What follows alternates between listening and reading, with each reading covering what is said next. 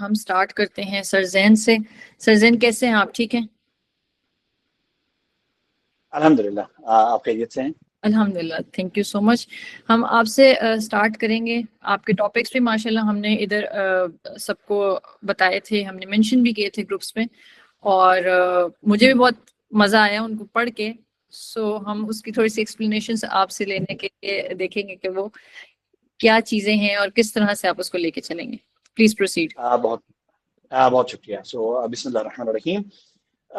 میں اپنی بات کو سٹارٹ کرنا چاہوں گا گریک ایرا سے، کیونکہ ہمارے پاس ارلیسٹ رائٹنگز اور ارلیسٹ انسان کی ہسٹری میں وہ ٹائم ہے کہ جہاں پہ انسان نے چیزوں پہ غور کرنا شروع کیا، سوچنا شروع کیا.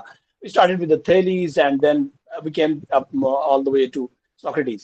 اس سے پہلے گریک میتھولوجی میں ہمیں بہت کامن ایک چیز نظر آتی ہے کہ physical power, physical strength, physical fitness کے اوپر بہت زیادہ زور دیا جاتا ہے. گویا انسانی ترقی اور کمال اور گروتھ اور ڈیولپمنٹ کا صرف ایک سمبل تھا وہاں پہ، وہ ان کے مسکولر اور فزیکل فٹنس اور فزیکل اسٹرینتھ تھی.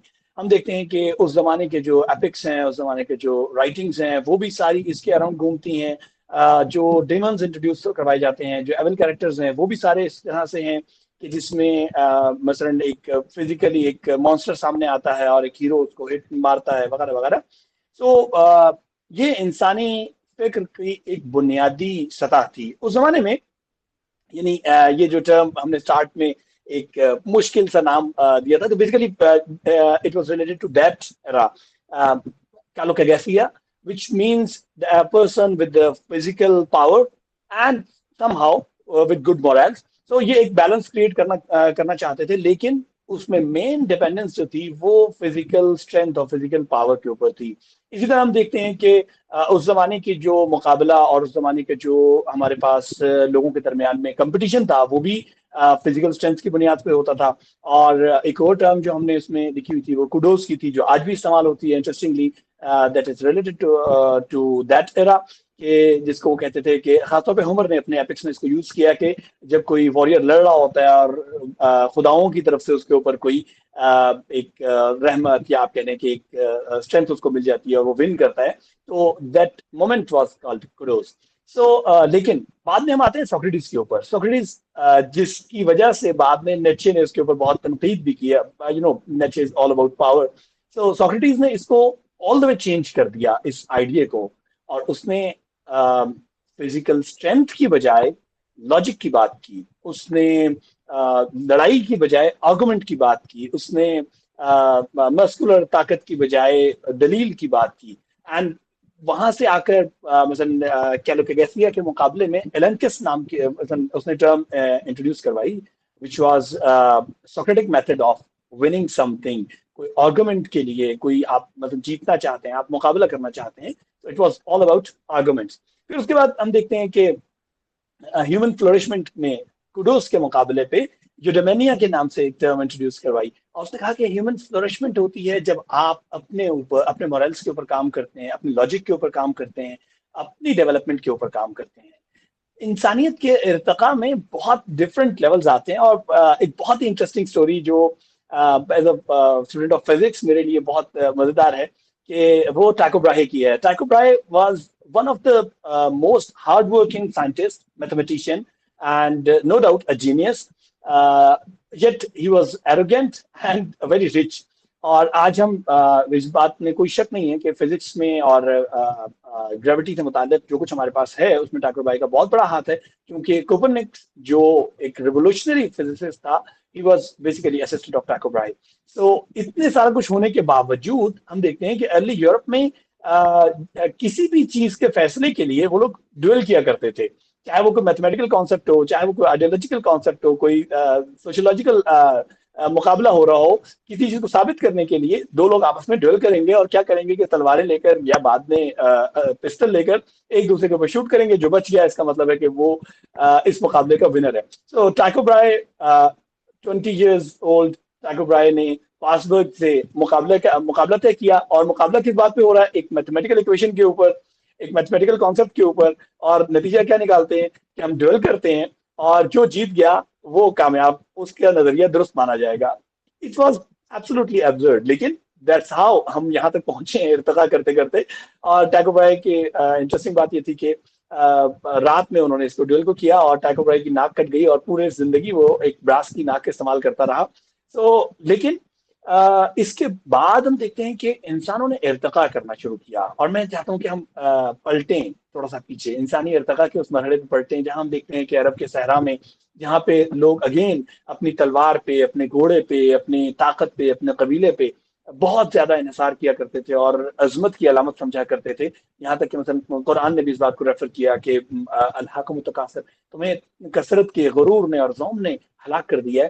تو وہاں پہ لوگ جو مسلمان ہو گئے تھے ایون, وہ بھی کیا کر رہے تھے کہ طاقت کے معیار کے لیے اپنے پتھروں کو اٹھا کر اپنے عظمت ثابت کر رہے تھے. اور انہوں نے دیکھا کہ رسول اللہ صلی اللہ علیہ وسلم گزر رہے ہیں, اور ان کہا کہ او رکو, ہم فیصلہ رسول اللہ سے کرواتے ہیں. اور رسول اللہ کو بلایا, ان لوگوں نے اپنے اپنے پتھر اٹھا کر دکھائے, بتایا کہ ہم اتنے پاورفل ہیں, اتنا بھاری پتھر اٹھا سکتے ہیں. اور رسول اللہ نے عجیب بات کی, آپ نے کہا دیکھو تم میں سے سب سے زیادہ طاقتور وہ ہے جو سیلف کنٹرول کر سکے. ابتدائی مسلمانوں نے اس کو ایک اخلاقی نصیحت سمجھا, ایک اخلاقی کانسیپٹ سمجھا. بعد میں ہم دیکھتے ہیں ماڈرن سائیکالوجی یا ماڈرن ریسرچز سے ہم اس بات کو بہت آسانی سے سمجھ سکتے ہیں کہ تمام کی تمام پاور کنکلوڈ ہوتی ہے اس ایک جملے میں, اس ایک چیز میں, اینڈ دیٹس اٹ, کہ جب بھی آپ جب بھی آپ کوئی کام کر رہے ہیں, آپ سائیکولوجیکلی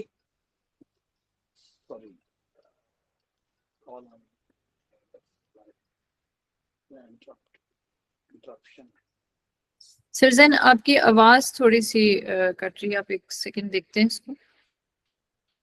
سوری, ایک کال آ رہی تھی اس لیے شاید میرا خیال ہے آواز. اب دیکھیے کوئی آواز مسئلہ. ٹھیک آ رہی ہے؟ جی جی بہتر. ہاں تھینک یو. سو ہم دیکھتے ہیں کہ آج ہماری تمام ڈیولپمنٹ, تمام سوری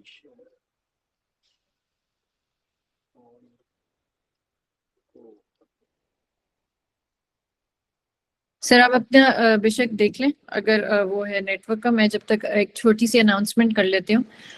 النور ایڈ ٹیک نے لیٹلی, اگر آپ لوگ کو آئیڈیا ہو تو, گوگل سرٹیفکیٹس بھی نکالے تھے کہ جو کہ بالکل فری آف کاسٹ تھے. اور آپ ہمارے پلیٹ فارم پہ جا کے, انسٹا کے اوپر, فیس بک پر اور لنکڈن پہ جا کے آپ اس چیز کو دیکھ بھی سکتے ہیں.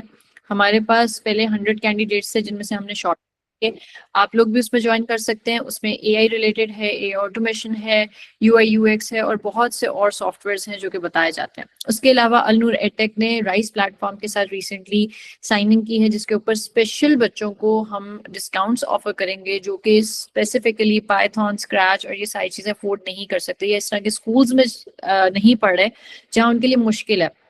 ہم یہاں پہ بھی رائز کے ساتھ, جو ہمارا پلیٹ فارم ہے آپ جا کے دیکھیں گے انسٹا کے اوپر, تو ہم نے ادھر بھی اسکالرشپ پرووائڈ کی ہوئی ہے. ہم دوسری اسکالرشپس پہ بھی آئیں گے, لیکن میرا خیال ہے سر زین آپ کی نیٹ ورک کنیکشن ٹھیک ہو گئے. جی چلے perfect, thank please. You thank you. So ابتدائی طور پہ ہمیں لگ رہا تھا کہ شاید یہ کوئی اخلاقی نصیحت ہے کہ طاقت جو ہے وہ سیلف کنٹرول یا ضبط نفس یا تقوی پہ بیس کرتی ہے. لیکن آج ہم بہت آسانی سے اس بات کو سمجھ سکتے ہیں کہ تمام کی تمام طاقت بیس کرتی ہے سیلف کنٹرول کے اوپر. آج ہم دیکھتے ہیں کہ وہ قومیں دنیا میں آ گئی ہیں جو ڈسٹریکشن کو سائڈ پہ کر کے, ڈسٹریکشن کو کنٹرول کر کے, زیادہ فوکس کے ساتھ پیور سائنسز پہ, پیور میتھمیٹکس پہ کام کر رہی ہیں. دنیا کے چیزوں, سسٹمز کو بہتر انداز میں ماڈل کر رہی ہیں. مجھے آئنسٹائن کو کوٹ کرنا چاہیے جہاں اس نے کہا کہ میں کوئی ایکسٹرا آرڈنری جینیس نہیں ہوں, صرف یہ کہ میں ایک سوال پہ بہت زیادہ دیر تک سوچ سکتا ہوں. سو ہر کیریئر, آپ نے جو بھی کیریئر پاتھ لیا ہے, میرا خیال ہے سیلف کنٹرول از کی, جو آپ سیلف کنٹرول بیسیکلی آپ کی پرسنل ڈیولپمنٹ کی تمام چیزیں سیلف کنٹرول میں بیس کرتی ہیں. آپ کی پیشنس, آپ کے پرزیورنس, آپ کے کتنا آپ کا ٹیمپرامنٹ ہے, یہ تمام چیزیں آپ کی جڑ جاتی ہیں سب کی سب سیلف کنٹرول میں. اور آپ جس بھی کیریئر پاس میں آگے موو کرنا چاہ رہے ہیں, وہ سیلف کنٹرول آپ کو سپورٹ دیتا ہے, وہ اسٹرینتھ دیتا ہے کہ آپ اس میں ایکسل کر سکیں. تو یہاں پہ میں دو باتوں کو پہ اپنی بات کو کنکلوڈ کرنا چاہوں گا. ایک, آپ کا کیریئر آپ کے سیلف کنٹرول میں, آپ کے پرسنل ڈیولپمنٹ میں اضافے کا باعث بننا چاہیے. تو کیریئر سلیکٹ کرتے ہوئے بھی ہمیں دیکھنا ہوتا ہے کہ کس طرح کا کیریئر ہم لے رہے ہیں, اور اس کو الٹیمیٹلی آپ کے پرسنل ڈیولپمنٹ میں کیا آ رہا ہے. It's not about salary, it's not about luxuries. Basically آپ پرسنل ڈیولپمنٹ کر پا رہے ہیں یا نہیں کر پا رہے, اور اس کا بہت اچھا پیمانہ صرف اور صرف یہ ہے کہ آپ کی سیلف کنٹرول میں اضافہ ہو رہا ہے یا نہیں ہو رہا. انٹرسٹنگلی ریلیجن, تمام ریلیجنس مور لیس اسی ایک نقطے پر تمام کی تمام عبادات آپ کی فوکس کرتی ہیں کہ آپ کے سیلف کنٹرول میں اس سے اضافہ ہو رہا ہے نہیں ہو رہا. آپ مثلا اسلام میں دیکھ لیجئے, آپ نماز پڑھ رہے ہیں تو آپ کو ایک خاص پیٹرن کو فالو کرنا ہے, آپ روزہ رکھ رہے ہیں تو آپ کو ریسٹرکٹ کرنا ہے اپنے آپ کو, اور اس طرح تمام عبادات بنیادی طور پہ آپ کی سیلف کنٹرول کو اضافہ کر رہی ہیں جو آپ کی انٹرنل اسٹرینتھ اور پرسنل گروتھ پہ ڈیپینڈنٹ ہیں. اسی طرح آپ کو کیریئر سلیکٹ کرتے ہوئے بھی اس ایک نقطے کو ذہن میں رکھنا چاہیے, اور جب آپ کیریئر میں موو کر رہے ہیں تو اپنے کیریئر میں گروتھ کے لیے, ڈیولپمنٹ کے لیے بھی آپ کو پرسنل ڈیولپمنٹ پہ جو کام کرنا ہے اس کا بنیادی نقطہ میرا یہ خیال ہے کہ سیلف کنٹرول ہونا چاہیے. آج کے دور میں خاص طور پہ جب ہم دیکھ رہے ہیں کہ ڈسٹریکشنز کا دور ہے, آپ کے شارٹ ٹیمپرمنٹ کا دور ہے, فوکس کے کم ہونے کا دور ہے, سیلف کنٹرول آپ کے لیے وہ بنیادی ایج ہو سکتا ہے جو اس کمپٹیٹیو انوائرمنٹ میں آپ کو باقیوں سے جدا کر سکتا ہے. میرا خیال ہے میرا ٹائم کمپلیٹ ہو گیا, میں اپنی بات کو ود ان ٹائم مزید میں پھیلاؤں.